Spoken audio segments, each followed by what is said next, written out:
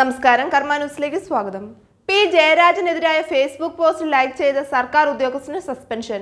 CPM നേതാവും വടകര ലോക്സഭാ മണ്ഡലത്തിലെ LDF സ്ഥാനാർത്ഥിയുമായ പി ജയരാജനെതിരായ ഫേസ്ബുക്ക് പോസ്റ്റ് ലൈക്ക് ചെയ്തതിന്റെ പേരിൽ KP മനോജ് കുമാറിനാണ് സസ്പെൻഷൻ കിട്ടിയത്. പൊതുമരാമത്ത് വകുപ്പിലെ കുറ്റിപ്പുറം സെക്ഷൻ ഓഫീസിലെ 3rd ഗ്രേഡ് ഓവർസിയറാണ് KP മനോജ് കുമാർ. പെരുമാറ്റച്ചട്ടം ലംഘിച്ചുവെന്നാണ് കാരണമായി പറയുന്നത്. ജീവനക്കാരുടെ സോഷ്യൽ മീഡിയ വഴിയുള്ള രാഷ്ട്രീയപരമായ പ്രവർത്തനങ്ങൾ പെരുമാറ്റച്ചട്ടത്തിൽ വരുന്നതാണെന്നും സെക്ഷൻ 69 പ്രകാരമാണ് മനോജ് കുമാറിനെതിരെ നടപടി സ്വീകരിച്ചിരിക്കുന്നതെന്നുമാണ് ഔദ്യോഗിക വിശദീകരണം. PWD ചീഫ് എഞ്ചിനീയറാണ് സസ്പെൻഡ് ചെയ്തത്. കോഴിക്കോട് കക്കോടി സ്വദേശിയായ മനോജ് SFIയുടെയും DYFIയുടെയും മുൻ നേതാവായിരുന്നു. TP ചന്ദ്രശേഖരൻ വധത്തെ തുടർന്ന് പാർട്ടി വിട്ട് സ്വയം പുറത്തുവരികയായിരുന്നു.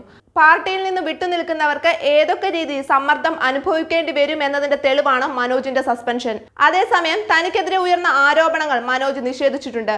വ്യക്തിവൈരാഗ്യം കാരണമാണ് തനിക്കെതിരായ സസ്പെൻഷന് പിന്നിലെന്നും പി ജയരാജനെതിരായ വാർത്തയുടെ ലിങ്ക് ഓപ്പൺ ചെയ്യുക മാത്രമാണ് താൻ ചെയ്തതെന്നും മനോജ് കുമാർ പറയുന്നു.